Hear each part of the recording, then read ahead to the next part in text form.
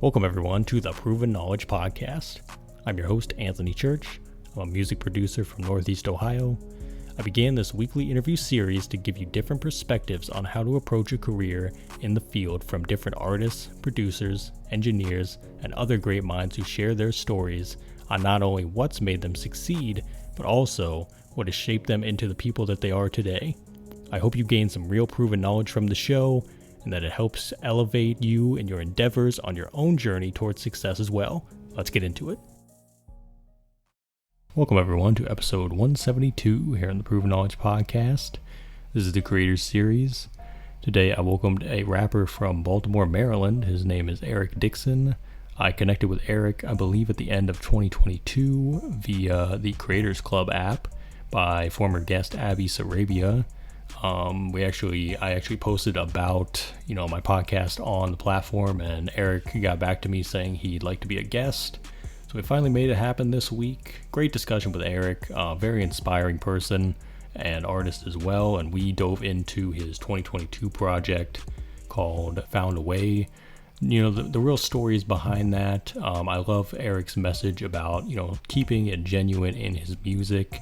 The evolution from his first project to the second project, what he learned about working with different producers and how that helped elevate his sound and allowed him to craft even better storytelling ability. Overall, just his approach to being an artist, especially in the modern day with a lot of different avenues of social media and ways to connect with people. We had a great discussion about that. And then overall, I think that the real theme of this episode was just staying true to you and keeping the love involved in the music, which is something that Eric continues to do. I think it's super impressive that he's had this type of longevity, and with the great quality music that he's making and going to continue to put out, I think, the sky is the limit as far as how far he can take it moving forward. So I definitely thank him for his time, and I hope you guys get a lot of cool gems from this episode. And without further ado, let's get into it. All right, welcome everyone to episode 172 here on the Proven Knowledge Podcast. This is the Creators Series, and today we have an amazing artist. He's out of the Baltimore area. Been checking this guy's music out again the last couple of days. I'm excited to have him here. Everyone, please welcome Eric Dixon to the show. How you doing, man? I'm doing well. Thank you, Anthony, for having me. It's a pleasure to be here, and looking forward to the conversation. And I'm loving what I'm seeing you're doing with what you're doing for creatives and artists, man. So it's a pleasure to be a guest. Yeah, and like we said before we started recording, I think we got connected last year at some point. Shout out to Abby Sarabia for the Creators Club. She's doing awesome things as well. Obviously a past guest of this show. And that's how we got in touch. And, I'm excited to have you here, man. And, kind of just as the introduction, we have the guest give some background. How long have you been into music? How long have you been doing it? How do you even get started? Just some basic info for those that might not know you and what you do. Wow, yeah, man. That question, I think about it often, and recently, man. How long I've been doing music? As far back as cassette tapes were a thing. That's how long, which kind of dates me. It makes me feel old, and I still feel like I'm really young, but many years. I would say when I was 12 was when I first started really writing music and fell in love with hip hop and rap and wanted to do it as an art form, as a form of expression. And I'm 39 now, man. So it's been many, many years of trying to perfect the craft, loving the music, being a student of the game of hip hop, of rap, and just trying to etch out my own lane in creating music. Yeah, that's super awesome, man. It's good to see that, the longevity's there as well, and just kind of you've been doing it for a while. So I think that's super awesome. And give me some inspirations, man. It could have been when you were growing up or even up until today. Like, who do you think are some of your favorite MCs or even just musicians in general that have always inspired you to do what you do? Wow, great question. So a buddy of mine actually asked on, I think, Facebook, he was asking, what made you fall in love with hip-hop? I mean, I feel like it's just something that's been in me that I think back to hearing Pete Rock and CL Smooth. They reminisce over you. That beat, to me, is hip-hop. That beat, whenever I hear that makes me feel like that's the definition of hip-hop. So I would say the classics, man, the icons, the Tribe Called Quest, the Nas, the Common, the Biggie, Jay-Z, all of the typical legends, man, the Wu-Tang Clan. Those are all things that inspired me. Everything that Bad Boy was doing, everything that was going on in the West Coast with Snoop, Ice Cube. These things, man, as a kid, I fell in love with it, understood the art of it, and just wanted to pursue it, man. But, the writing aspect of it, when I think of an artist like Nas or an artist like Common, I always respected, or like Andre 3000, I always respected the craftsmanship of their pen. Biggie, when it's easy to say Biggie's, the best ever do it, or he's one of the legends. But when I think about his penmanship, when I think about the skill set and how young he was to craft that style of writing, it's phenomenal to me. And that made me fall in love with the music, man, and try to create something like that in my own way. Mm-hmm. Yeah. So really everything you think about when you think about like classic hip hop as well, and just kind of the origins of hip hop too, is super awesome. And I know hip hop just turned 50 like this past week, so that's super awesome too. Yes. To see that's come this far, and I've always loved the genre because it continues to evolve too. And it's never been afraid to evolve as well, and just so many different styles now. And I know that's kind of like a hot topic with a lot of people, that hip hop has evolved in a certain way, but it's like I think that's also good too, kind of see it go that way. And like a lot of the artists you just named, they're still doing their thing, especially Nas. Like Nas is on a roll right now, dropping a lot of amazing albums. So yeah, I think that's super awesome, and I can definitely hear that in what you do as well. That you're a fan of true lyricism too. So I love that. And what do you think, when you were starting out, or even maybe in recent years, what do you think is a struggle that you had to kind of get through? It could have been writer's block. It could have been just finding your own lane or your own voice. Like, what do you think are some of the bigger struggles you faced when you decided that you wanted to pursue music, start making albums, start doing all that stuff? This is a great question, man. I think about this often. So when I think about that, as a kid, watching Bad Boy, watching like all of the popular hip hop songs, be played on Rap City, The Basement, or be played on the radio.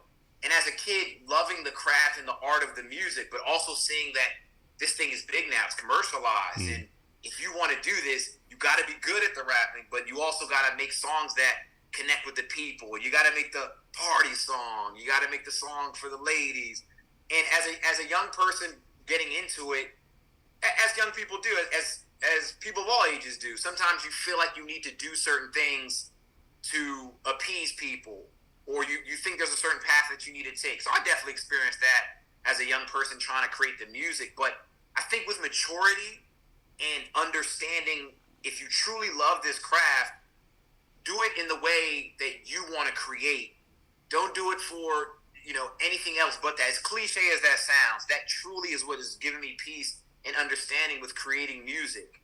Again, there was a time when I thought, I needed to make this certain song so then they can then come and listen to these other songs that I made.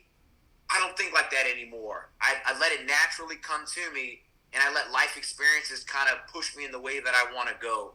So I would say a major thing for me was getting over that, like feeling like I had to make certain songs for certain people to connect. If you just keep on living and having life experiences, those things that can relate to people, they're going to come to you. Yeah. And if you put the skill into creating your music, the people will relate to that, and it will be good music. Mm-hmm. I hope that made sense. It made total sense to me, man. And I definitely hope that the listeners hear that as well, because I think it's really just finding the comfort in being yourself too, which a lot of people, I don't think they, especially artists like you said, and it might be in hip hop primarily, where you wanna be the cool guy, right? Like you want to put on the persona of like doing certain things, but those things might not reflect you and like your actual life as well. So I think that there's a real genuine feeling in being able to express yourself in that way, where it's like, no, this is actually what's happening to me. And like you said, people resonate with that a lot more, and you're more likely to attract the right listeners because of that. I think that's the only way to go about it, because music is a direct reflection of who we are as people. It's another way to communicate these emotions that we might not be able to say out loud, or we might not be able to just tell someone. So I think it's true in hip hop. I think that's true across all genres. So I definitely see what you're saying, man. I'm 100% agree with that, and I think that's super awesome. And then just finding your voice, it's like that's got to be a sigh of relief once you're like, man, I can just be myself through the music and just do my thing, and then the right people will, like you said, find that and appreciate that. So I think that's the only way to go about it. Oh man, I couldn't agree more. I mean, it's such a freeing experience.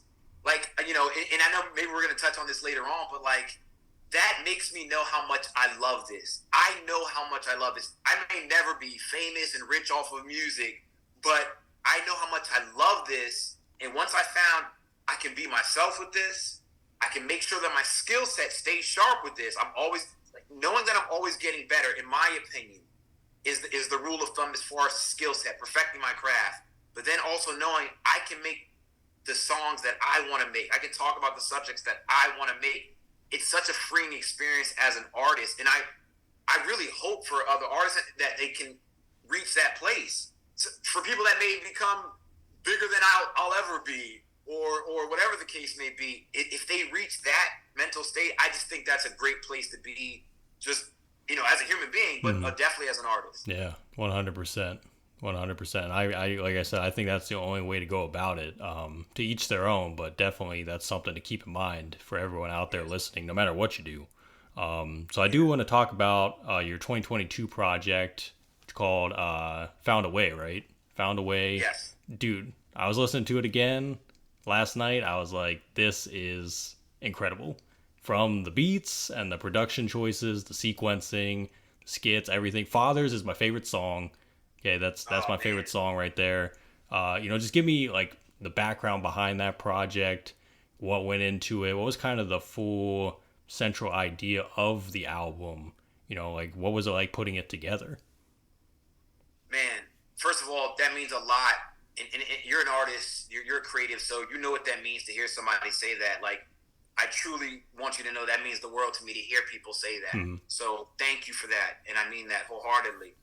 Found a Way, as basic as that can even sound, that's what it means. Meaning, kind of what I spoke about before. Like, here, to put in perspective, I had put out an album a couple years ago called Live from Apartment 22.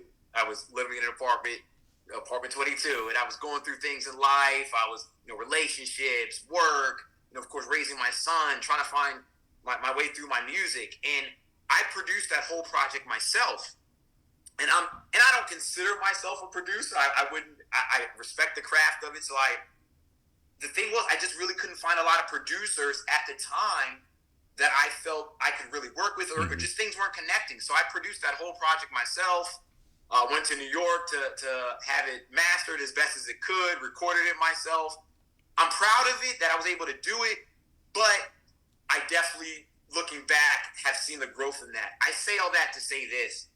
When the album, Found a Way album, was coming together, I was in a place where it was like, hey, you did that by yourself before, but you need producers. And again, I've always respected the art of the producer. Just at that time, I couldn't really find anybody that I was able to cohesively mesh with. Mm-hmm. So for the Found a Way album, what happened was I was online, I was searching around for producers, and an engineer that I had reached out to locally, who was recording, some music that I was working on, just to kind of mess around and just keep my skill set sharp. An engineer that was recording me, he also was a producer, and he let me know, like, hey man, I make beats too, and I was like, I'd love to check them out. And the song Higher on Found a Way, he actually produced that. And when he sent me a list of beats, I heard that. And honestly, once I started hearing that beat, the ideas just started coming to me. Working on the Higher song spiraled into, it just opened a door of creativity. That, again, I was still trying to make sure that my skill set was sharp with writing. I always want to do that. But I wasn't recording things over original production. I was kind of hearing some old classic hip-hop beats online, and I was messing around recording things over those. Actually, the Two-Stepping song, that remix that I put on the album. At the end. It's like the bonus track. Yeah. Yeah. And hey, by the way, man, I'm very long long-winded, man. So please jump in if you need me to redirect. No, it's all good, man. Cool. So, but just to try to sum that up, I heard the higher beat at the time. It was called something else, but I heard that, and I'm the kind of person, man. Once I get in a creative zone, literally, I'm up all night thinking of ideas. I'm a night person anyway, so they just started flowing. Higher came together. Oh, what came after that? The song I Know was coming together. I started literally working on like 5 songs at once, which I don't necessarily recommend for everybody, but as my mind can sometimes do, it can jump all around. So I just started working on a ton of songs at once, and man, the album just started flowing, and I was just free to talk about things that I felt were important to me. They were just coming to me, man. Hey, hope you're enjoying the episode so far. I just wanted to take a quick minute out to let you know how you can become a monthly supporter of the show. So if you click on the show description in your podcast platform, you'll see the words support this podcast toward the bottom, and you can follow that link to sign up. You have the options of donating $1, $5, or $10 a month, and that'll be used towards making the show a better experience for you as the listener. That means new and exciting guests, giveaways, and a lot more that we can continue to provide for you. So feel free to click that link and check it out, or visit anchor.fm/provenknowledge/support to contribute today. And for now, let's get back into the episode. That's super awesome, man. And I definitely, because I was going to bring up Live from Apartment 22 as well. Because I kind of did both, and I went in, and I myself, I could hear the growth between the two projects. And I saw that the one came out in 2019, and then this one came out in 2022. So I was like, yeah, I could tell in that time, like, something changed. I didn't know what the background behind it was, so now I heard the full story. Now it makes a lot more sense. But I definitely feel that too, and just like, because I felt like this album was just so like in depth as far as it felt like it had a real purpose too, and just the overall, like I said, the sound bed of it and having him produce it. I think I could tell you guys like the styles mesh very well with your lyrics and what you're talking about with his production. I think that's super great, and once again, hats off to you, man, on the project, because it's definitely one of the best, especially from an independent artist as far as doing a full project. That's one of the best that I've heard in a while, and it definitely caught my attention. So, hats off to you, man. So. I'm telling, I can't thank you enough for saying that. That means the world to hear you say that, and to hear other people, and not that I'm some super well-known artist, but to hear people that don't know me that well, that's what it's about to me, man. Relating to people. For you to share that, other people have shared a similar experience with the album, and that makes me know, on top of my own, self-understanding, but to hear it from other people that I know are creatives and artists, or just people who are fans of the music, to say validation, but just a reassurance, man. That means the world. And just to add something, my engineer Val, Mr. 14th, who's dope, who made that higher beat.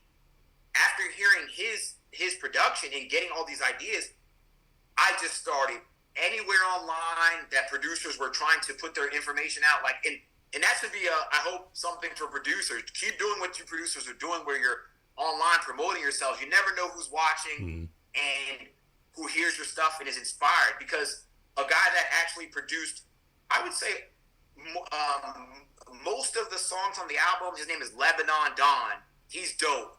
And when I heard his production, that again, a wealth of creativity just started coming to me, man. And there's a few other producers on the project, but Lebanon Don has produced a majority of them. Of course, the producer Sahara, who's done big things with artists, the Baltimore Sun song, that came together. But I know I'm going around, but just hearing these producers really just inspired me, man, and the creativity was just coming. Yeah. Well, you just covered my next question about collaborators. I was just about to ask about the producers and all that, so that's super great, man. And it is crazy where you can catch inspiration from, especially nowadays where we have social media, we have these different avenues to find people and get connected. So I think that's super great, and hopefully you can keep working with those guys moving forward on the next stuff too. And as far as that goes, like social media and kind of where we're at now for music makers, YouTube, things like that, what do you think has been some avenues that you've been using to get this music out there to people, to promote the album, to kind of just tell your story in different ways than just the songs themselves. So that's a good question.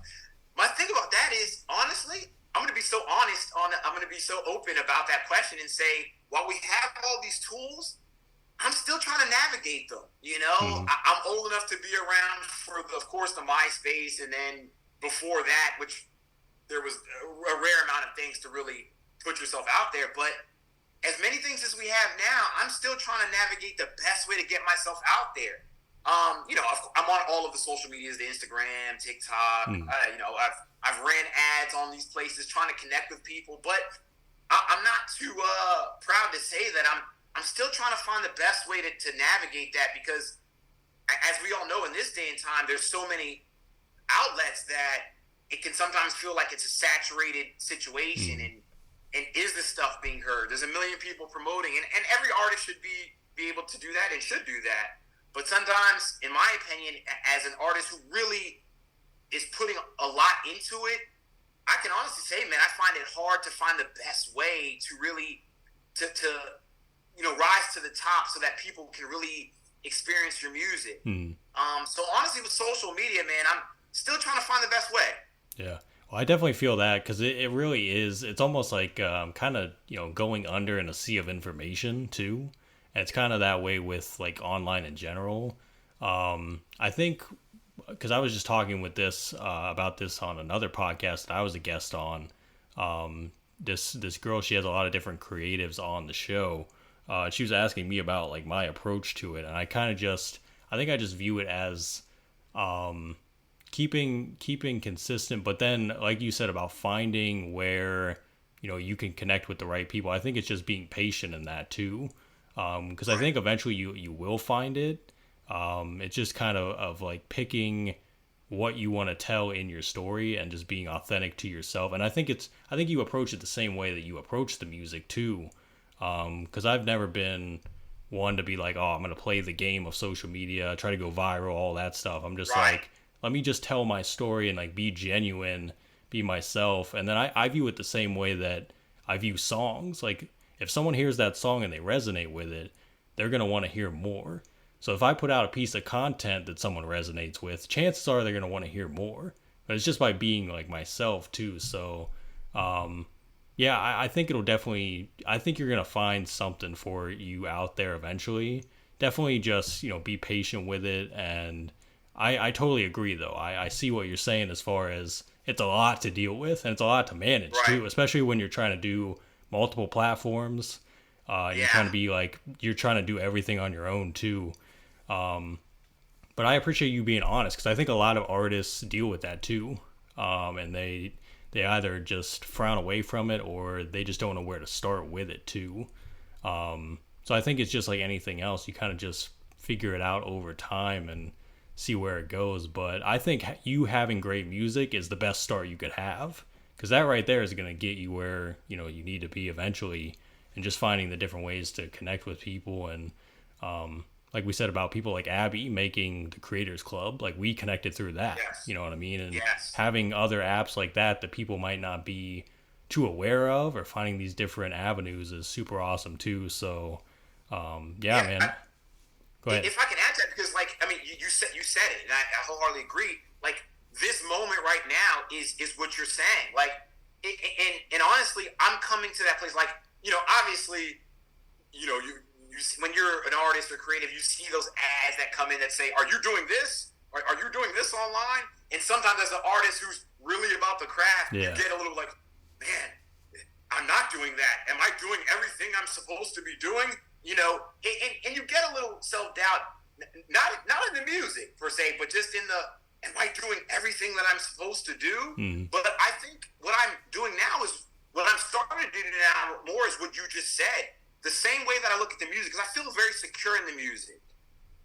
Looking at social media like in that same way, like, hey, I've worked really hard on this music. I'm not going to be someone who doesn't post and just keeps it tucked away, but I can't try to figure out every trend and every TikTok way and every Instagram hack to try to make myself go. If people resonate, just like how we connected through Abby, and we're this is the type of experience that I want to have. Yeah. So I totally agree with you. It's so much more genuine and authentic this way. You know what I mean? And I agree with that because these algorithms and everything is just changing every day. It really is. It's changing every Yes. day. So it's like to ask someone to always be up to date on that stuff is kind of unrealistic, I think. And there is a lot of, pressure on people that there shouldn't be.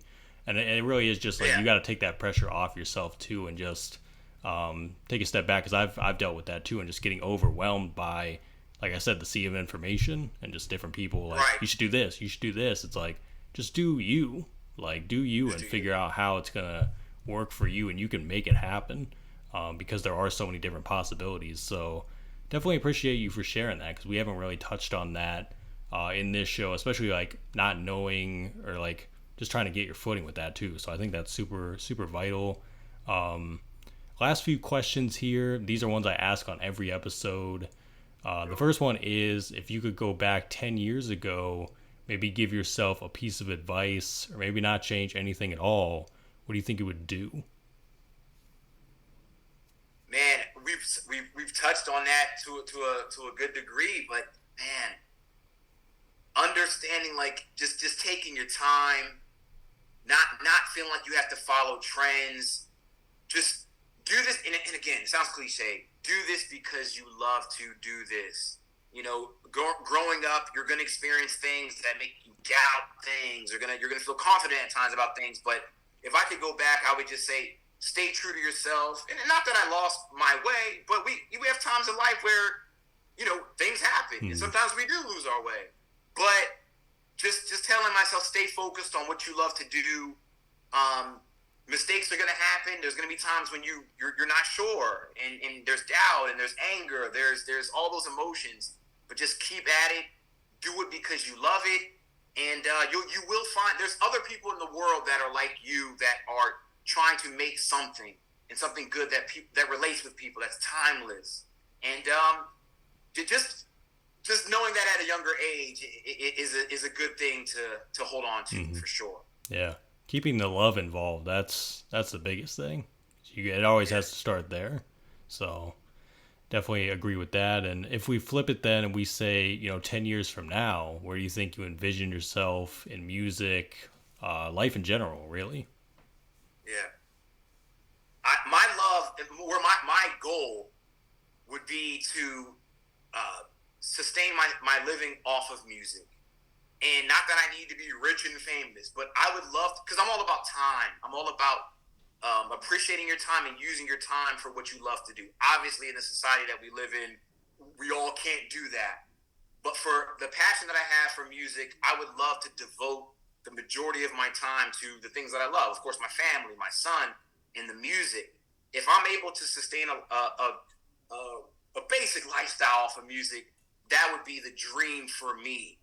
Being able to pay for a rent, a mortgage, and just the basic things. But then craft music that I feel is something that can impact the world. That to me would be the dream and the goal. And that's what I work towards.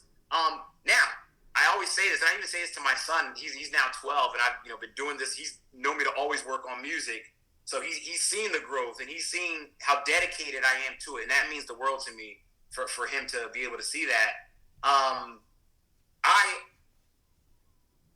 I want to make things that relate to people and that are timeless. And even if I don't get to be able to have a lifestyle off of music and I'm still working a job, I want to still have that love that I have for the music. And that is something that I feel that I will have. I always will want to create. I will always want to make things and put them out to the world, hoping that people can relate to them. So even if 10 years from now, I'm not just living off music and rich and famous and everyone knows my name, if I can just still make this art, that to me is a success in itself. Yeah, man. Dude, I was gonna say you're speaking. You're like you got inside my mind just now. Like if I could say my exact like thoughts, that would be it, honestly. And just being able, like we said, just keep that love involved in it. And yeah, I think it's like you look at what your goals are and what you want to do, but then it's like, yeah, as long as you still have that passion, goals aside, it's like that you can wake up every day and just be creative. Like that's the biggest thing of all. I feel Yes. that 100%. So, man, Yes. that's awesome. I definitely love that, and I think you're gonna get there, man. Because I just see it with the genuine nature that you have and what you're doing, and I think it's all gonna play out how it's supposed to. So, Thank you. and do you have any final words of wisdom today for the listeners? Being true to yourself, again, cliche and basic thing to say, but that's all you can really do. We have this time here that we hopefully appreciate and value. So spend the time doing the things that uplift yourself and people around you, and then maybe somebody across the world who could see what you're doing. Again, I have to reiterate: do this because you love it.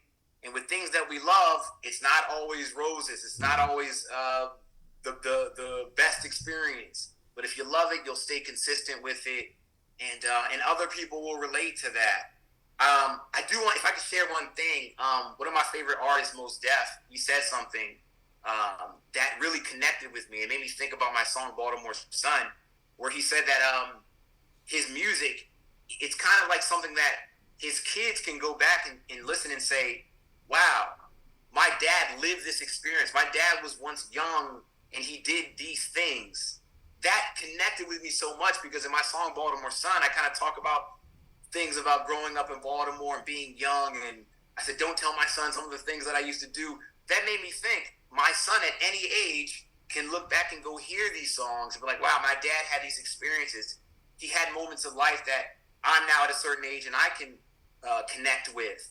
That's really a goal I have for music, that, again, if no one knows my name now, 10 years, 20 years, maybe 100 years from now, someone, however they're consuming music, people can hear what I did, and hopefully it'll be timeless. Hopefully they'll recognize the skill set, but most importantly, hopefully they'll relate to it, and that the experiences that I'm talking about can still be relatable 100 years from now. That is truly my goal with the music, and I'm okay with not being able to be, as big as the biggest rap artist or whatever artist, but knowing that, not knowing, but hoping that somewhere down the line, someone can hear this and say, 300 years ago, this guy was talking about this, and that still resonates, to us now. Yeah. And I really think that's why we do what we do, you know what I mean, to inspire the next generation. So that's really all we can ask for at the end of the day, man. And man, Eric, that's all I have for you today. I knew this was going to be a good episode. I had a feeling. I was like, I got a good feeling about this one, and man, this was great. And I want to thank you again for, taking the time out to share some of your story with us. And, I'm looking forward to doing it again real soon, man. So I appreciate it. Yeah, I thank you so much. Thanks everyone for listening today. That was episode 172. We'll be back this time next week. As always, hit the support button on your podcast streaming platform if you'd like to send any funds. And feel free to leave us that 5-star rating if you enjoyed today's episode. So we'll see you then. Thanks everyone.